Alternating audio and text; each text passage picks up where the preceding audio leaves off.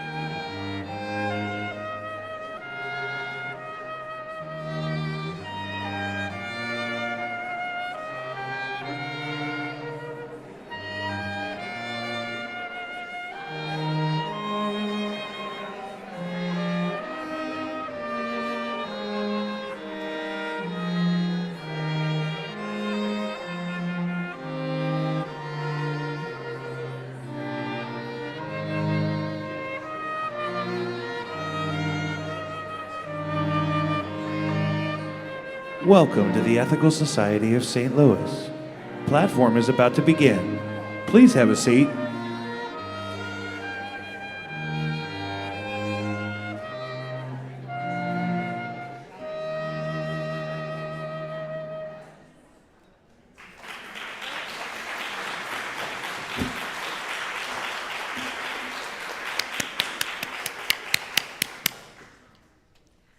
Good morning.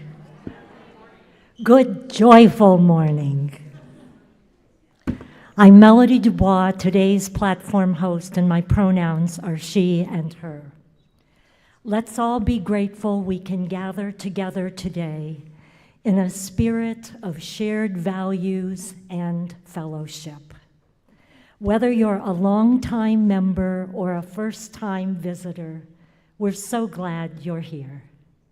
We are truly fortunate to be in this community together. So that our time is not interrupted, please take a moment to silence your phones now. Thank you. Our musical guest today, whom you've just heard in a couple of wonderful pre-programmed speeches, I especially love the Lock May. You rarely hear that. We have Jennifer Gartley on flute, Hannah Fry on violin, and Tara Santiago Anello on the cello. I had to practice that.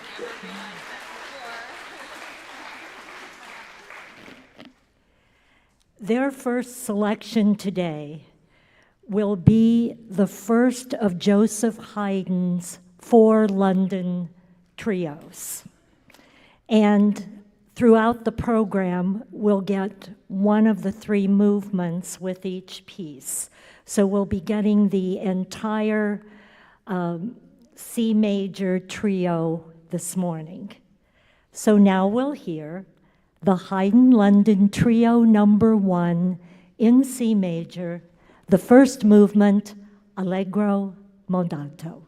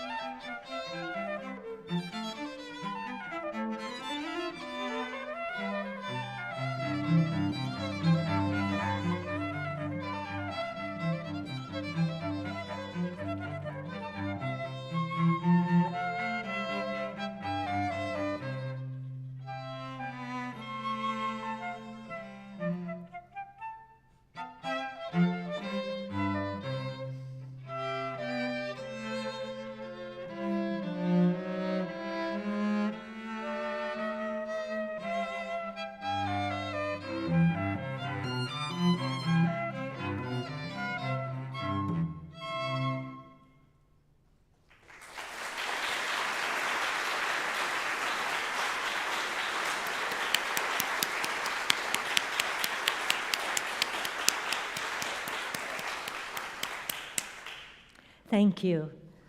And that was wonderful. I understand the earlier version was for 2 flutes and a cello, but thank you so much because all 3 of your instruments gave us such a rich sound. Thank you. Each week, we read the Ethical Education for Youth core values as a way to bring us together and remind us of our shared commitments. During the school year, we have one of our young students read them. But since the program is not in session over the summer, I will read the core values today. Every person is important and unique. Every person deserves to be treated kindly and fairly. I can learn from everyone. I am part of this earth. I cherish it and all the life upon it.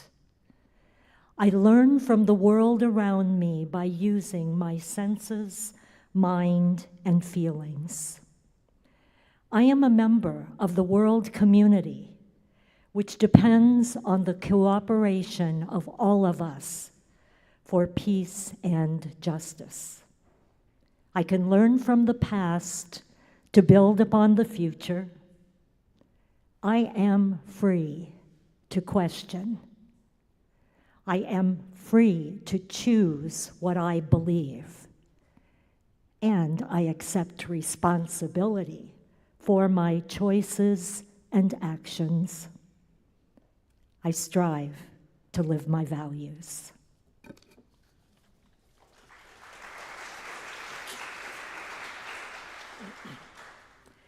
It is now time for opening words, where we get to learn more about our fellow community members and their interests. Today, we are privileged to have the Ethical Society Nursery School Director, Stacy Zink Duda, to speak with us. Stacy.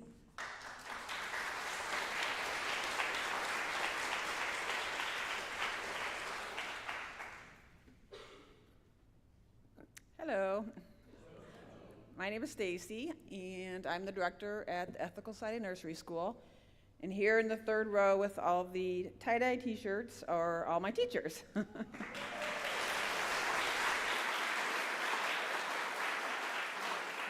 Thank you for inviting us to come this morning. If you don't know much about the nursery school, we are a play-based preschool program that welcomes children starting at the age of 2.5 and going to 5 or pre-K.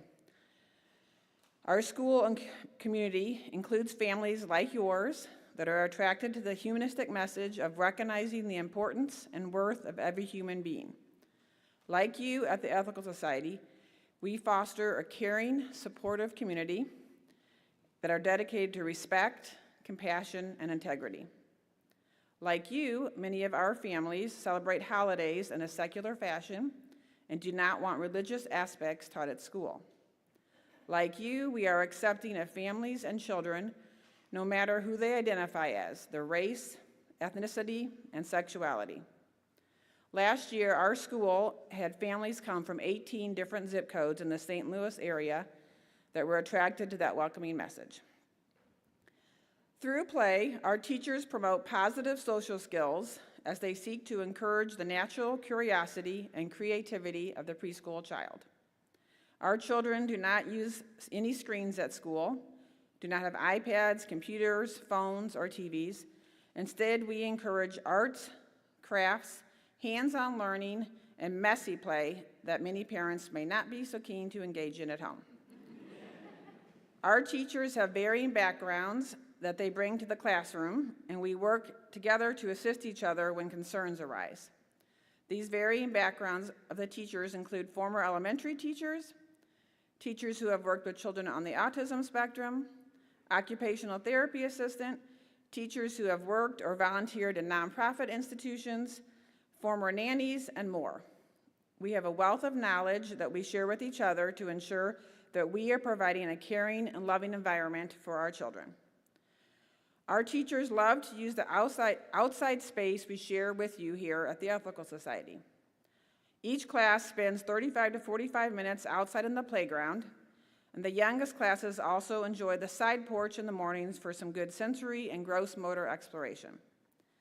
The Ethical Woods in the back of the parking lot is the perfect place for our children to explore, including an outdoor classroom, a mulched hiking path, and a wooden bridge.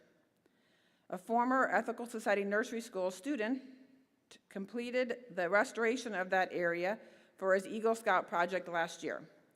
If you haven't been back there,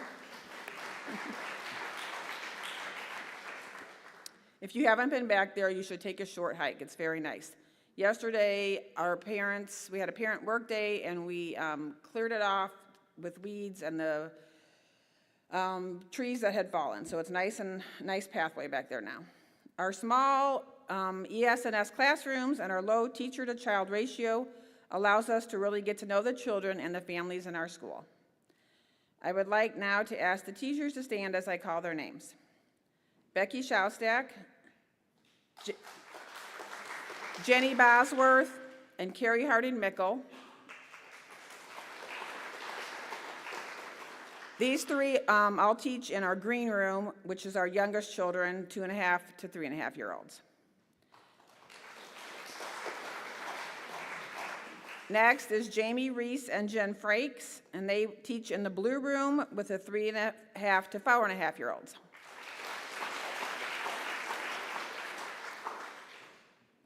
Maggie Biscan and Amy Cavato will be teaching in the yellow room, which is our pre-K room.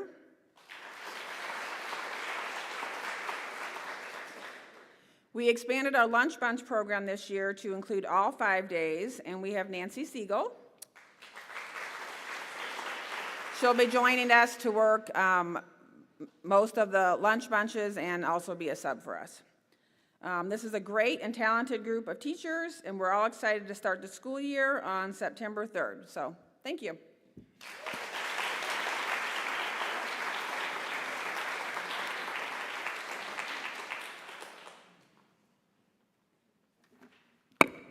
And a big thanks to you, Stacy, and your very impressive team for all the important work you do for our nursery school.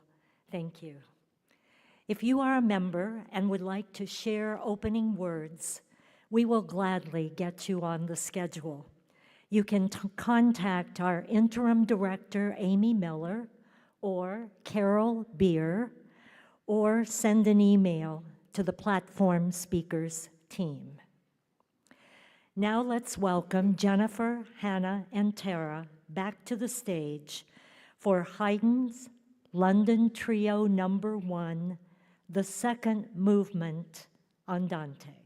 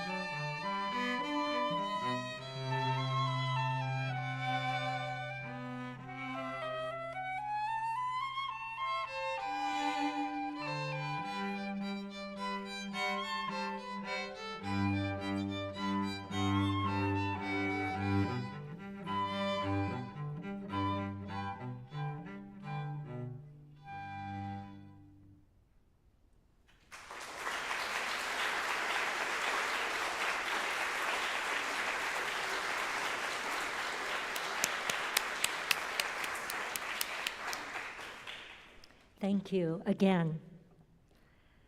Before our main address, we like to take a moment to empty our minds, relax our bodies, and take some long, deep breaths. Please join me for 1 minute of mindful breathing.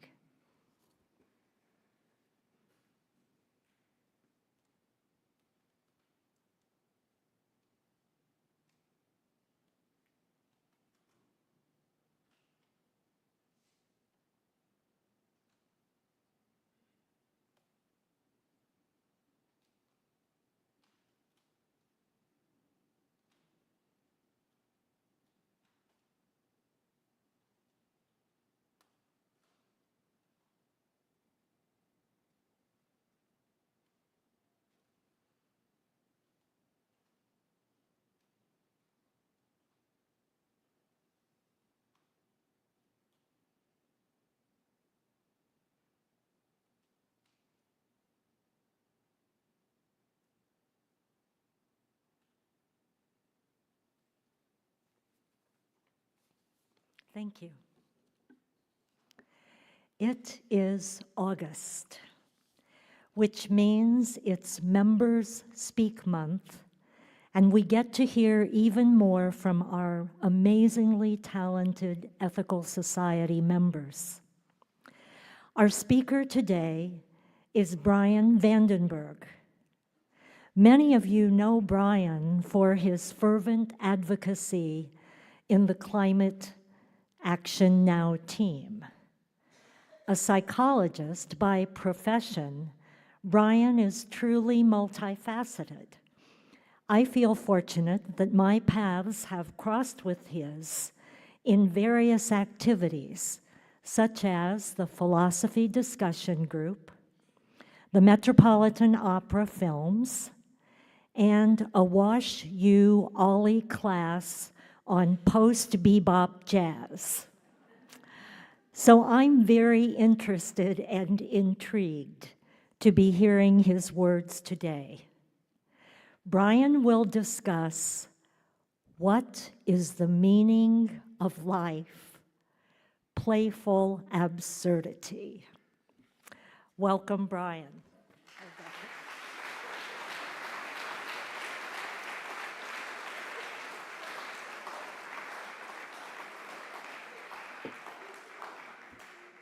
Thank you, Melody, for that wonderful introduction.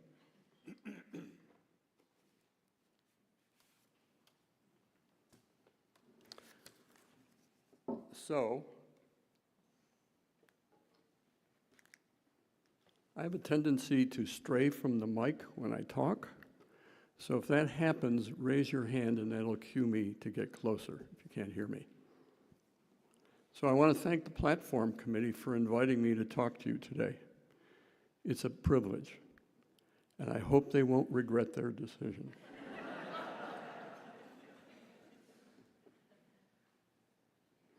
I was recently asked by a dear friend and her wonderful husband-to-be to officiate their wedding. This allowed me to fulfill one of my life's goals, to become a clergyperson in the Church of the Flying Spaghetti Monster.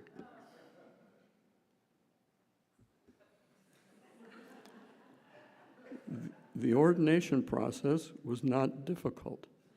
It cost $59. No theological training or anything else was required. Please note, the Church of the Flying Spaghetti Monster is a legitimate religion recognized by the state of Missouri, as it should be. The founding prophet of the church has this to say about its legitimacy. The Church of the Flying Spaghetti Monster is a real, legitimate religion, as much as any other. The fact that many see this as a satirical religion doesn't change the fact that by any standard one can come up with, our religion is as legitimate as any other. And that's the point. I say amen, brother, amen. I'm wearing the religious head cover of our church. In case you didn't get it, it's a spaghetti strainer. A shout out to David Brown and Sherry Green, who fitted me with this stylish religious headgear. I particularly like the red ear flaps and knobs. I know that the Ethical Society is committed to diversity, inclusion, and acceptance of individuals on the margins of conventional society. So I know whatever laughter you might display is your way of expressing your kindness and respect, not scorn and ridicule. After all, our headgear and theology are no more bizarre than any other religion and are worthy of the same level of regard. As a duly ordained clergyperson, with the power invested in me by the Church of the Flying Spaghetti Monster, I give you a Pastafarian's theology of the meaning of life. I confess I have not read the Pastafarian Holy Book of Loose Canons, but I do not need to have studied its theology, as it is embodied in the Church's name, our holy book, the religious images of our deity, and my head covering. I must confess also that my interpretation of a Pastafarian theology that other church members might find absurd. At least I hope they do. What is the meaning of life? The Hitchhiker's Guide says it's the number 42. Ha, says I, that's absurd. The Pastafarian answer is in harmony with 42 and can be summarized in 2 words: playful absurdity. This is not an obvious or perhaps satisfying answer to life's meaning. Indeed, it appears to be an evasion or a dismissal. Not so. So I begin by trying to convince you of the absurdity of life. I was not troubled by the meaning of life when I entered college. The answer was clear. I was a Christian, and my life is a moral struggle to keep to the straight and narrow. If I succeed, I am rewarded with an eternity of peace and bliss. If I fail, I'm condemned to everlasting, unimaginable suffering. As I made my way through college and lost the Christian certainties of a black and white world, the question about the meaning of life became a pressing and distressing obsession. Everything seemed stupid, vacuous, meaningless. We live a pointless life of no consequence, and after we are 6 feet under, we are soon forgotten. So why bother? I came to see, literally, the absurdity that composes our lives. The first time I remember the scales falling from my eyes was when I was a summer construction worker, laying reinforcing rods for a concrete floor to be poured on the 7th story of a new building. Standing up to take a break from the ache of backbending labor, from this perch high above everything, I saw a sign for the Shell gas station across the street. Except this time, it was not a Shell sign I saw. It was now a large, bright, eye-popping yellow image on a pole thrust into the sky. It had been stripped of its meaning, laid bare as a shockingly bizarre object. I was no longer looking at a sign. I was seeing it, naked, without the cultural adornment of meaning. I could now see Andy Warhol's soup can as he intended, a compelling, garishly decorated, bizarre object. It's not just shell signs and soup cans. Everything thus viewed is absurd. Here's another object that I invite you to see naked through Andy Warhol eyes.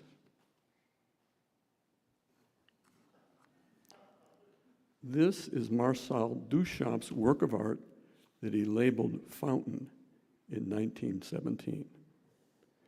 He called this piece of art a ready-made, as it was already made and already possessed an established cultural meaning. It's a urinal. However, by removing it from its usual cultural context and offering it as an object of art with the title Fountain, he exposed the absurdity. This ready-made is one of the most important art objects in the history of modern art. Andy Warhol and much else in modern art are derivatives from Duchamp's Fountain. They urge us to see the absurdity in all the ready-mades that compose our life. And here's another ready-made object whose meaning has been upended and rendered absurd.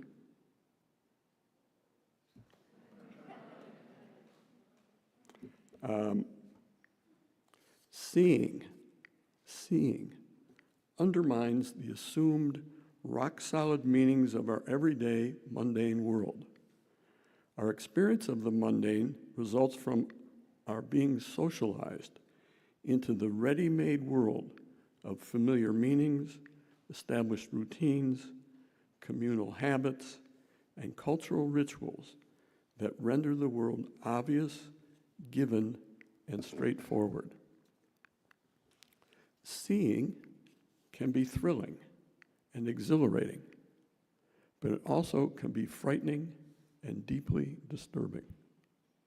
Mind-altering drug experiences are excursions into the wonderland of seeing. They can lead to epiphanies of the sacred, and they can also lead to madness. Our sanity depends upon our reflexive engagement in this mundane, ready-made world that renders it commonplace.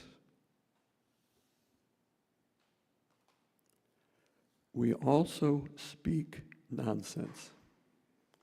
Say a word over and over fast. Milk, milk, milk, milk, milk, milk, milk, milk, milk, milk, milk. Doing so strips it of its meaning, exposes its sonic absurdity. Learning a foreign language has the same effect, only in reverse. It is an act of faith that the nonsense sounds we are trying so hard to master will, in the right linguistic context, exert their magic and elicit a response. Words are ready-mades. They are cultural agreements about the meanings of particular sounds. We speak through these ready-made forms, inhabit their common meanings, and use them to express our ideas and intentions. Words are absurd. I am crafting noisy puffs of air as I speak to you. You hear meanings. You cannot help but hear meanings. We possess innate brain structures that enable us at birth to quickly acquire language, to transform the absurd sounds that compose any and all languages into meaning. Paradoxically, our shared meanings are derived from absurd sounds. I hope I've convinced you that the world is absurd. I would like to now talk about the second component of Pastafarian theology, playfulness.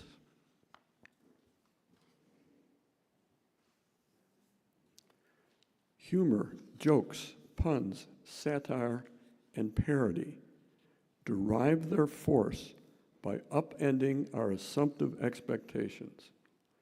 We are surprised, delighted, and perhaps shocked because our anticipations about the way things are or should be are overturned in a playful way.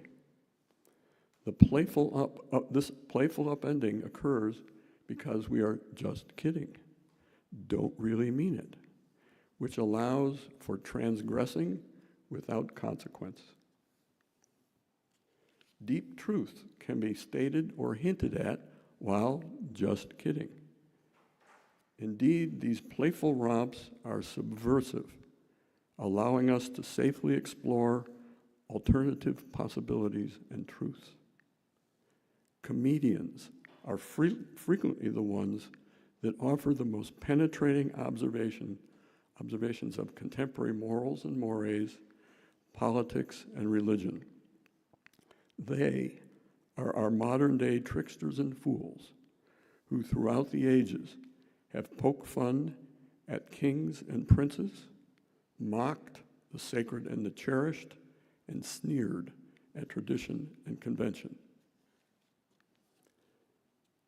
The Church of the Flying Spaghetti Monster is part of this tradition of just kidding playfulness that speaks deep truth. The deep truth for Pastafarians is that traditional religions, with their white-knuckled theology and ready-made answers, fail to embrace or even acknowledge the fundamental absurdity of life. It would be a sacrilege to do so, which is the problem with their theologies. The sacred for Pastafarians is not a supernatural deity or reality beyond this world. The sacred is this miraculous world and the impossible, improbable fact that we find ourselves alive, in it, a part of it, here, now, for our poignantly brief moment in time. Absurdity is a way we glimpse our existential situation as a mutant primate species of recent origins on a planetary speck in the vast, incomprehensible immensity of the cosmos. Absurdity is how an incomprehensible cosmos reveals itself to us profoundly ignorant, trifling beings. The theologies of ready-made certainties are comforting as they suppress the fright and terror that can accompany awareness of our cosmic plight. And they are white-knuckled because any rent in the curtain of ready-made meanings would reveal the gaping hole of absurdity beneath. No wonder they have so many ardent believers. Pastafarian spiritual practice does not consist of solemn prayer, sober meditation, self-flagellation, or mindless chanting. Rather, our spiritual practice is to live playfully in the absurdity of life. How can we possibly do this?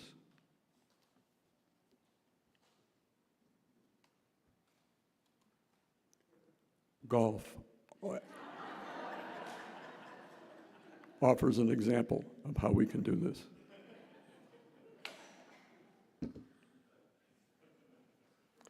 Golf is the most gravely serious of sports. Tournaments occur in very exclusive private clubs, typically off-limit to the general public.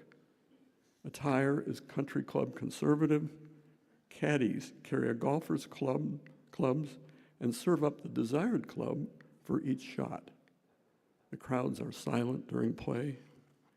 Commentators offer their remarks in whispered voice, and players adhere to strict codes of honor and etiquette. Each golf course is unique and specially designed with obstacles of various types to challenge the golfer.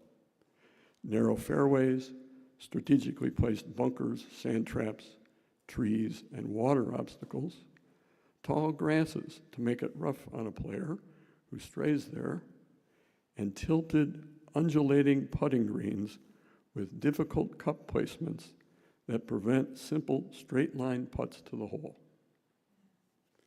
Golf is a sport ripe for parody, and miniature golf delivers. Upending the serious solemnity of golf. It is played on very short holes, requiring only a putter, using a colored ball, and real-world course challenges are replaced by manufactured funhouse obstacles.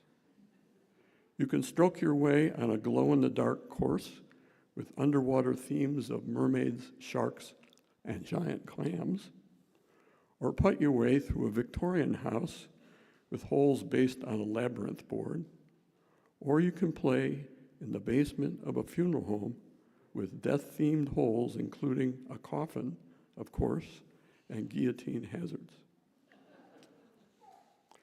A good friend of mine who is a golf enthusiast told me about a TV show he watches, Holy Moly. It is a very bizarre show involving golf. Participants compete on a course with unusual supersized obstacles, similar to those found in miniature golf.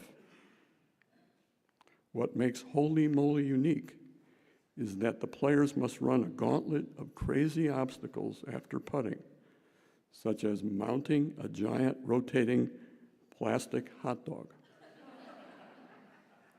Commentators make jokes about the competitors, about each other, and laugh at the absurdity of the whole enterprise. It is riotous fun.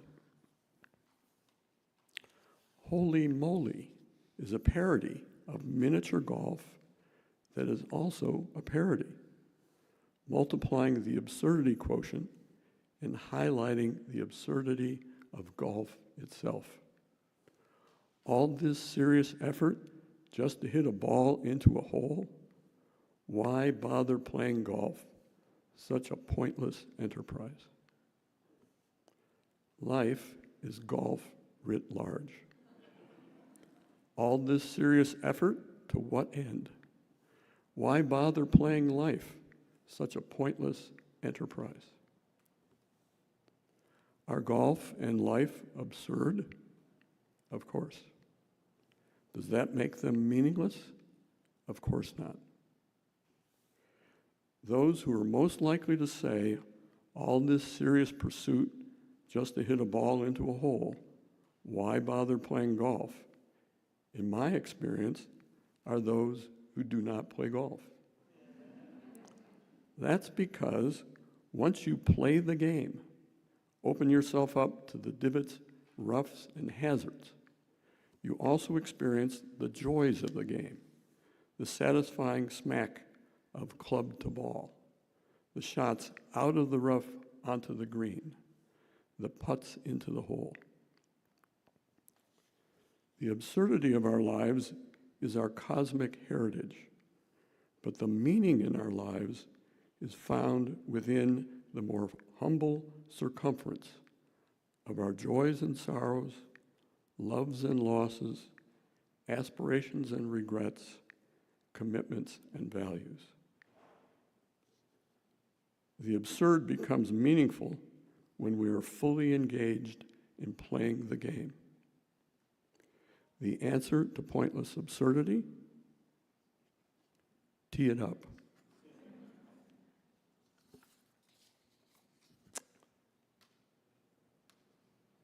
This is not a golf club. It's a Pastafarian blessing stick. And I leave you with a Pastafarian blessing.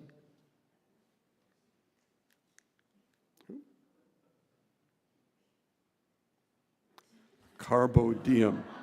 Seize the day. Thank you.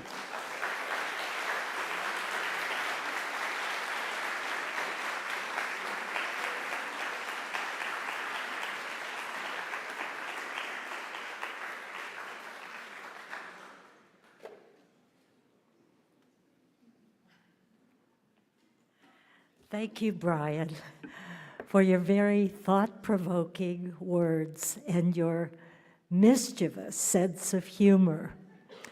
I found myself thinking, it's too bad your Pastafarian conversion didn't happen earlier in your younger days as a construction worker, because the spaghetti bowl would have been a wonderful helmet for you. Brian will be available to answer questions from those of you who dare at coffee hour afterwards, after platform. But thank you again for that wisdom with levity. The welcome team will now take up a collection to support the society. We rely on the generosity of members and friends, so please consider donating. If you don't have cash today, you can donate at ethicalstl.org/donate or use the QR code on the screen. We are grateful for anything you are able to offer. If you are interested in joining the Ethical Society, or you are a visitor and would like to know more about us, please check out the Visitors Connect table in the Becker Room after platform. We would also love to keep you informed about future events here. You may use the QR code to sign up for our weekly newsletter. Check the Friends of Ethical Society Facebook group, or email the relevant staff person or member. This is a vibrant place, and we hope you'll get involved and connected into the community in ways that are meaningful for you. Let's welcome back Jennifer, Hannah, and Tara one last time to complete the Haydn London Trio No. 1 with the third movement, Vivace.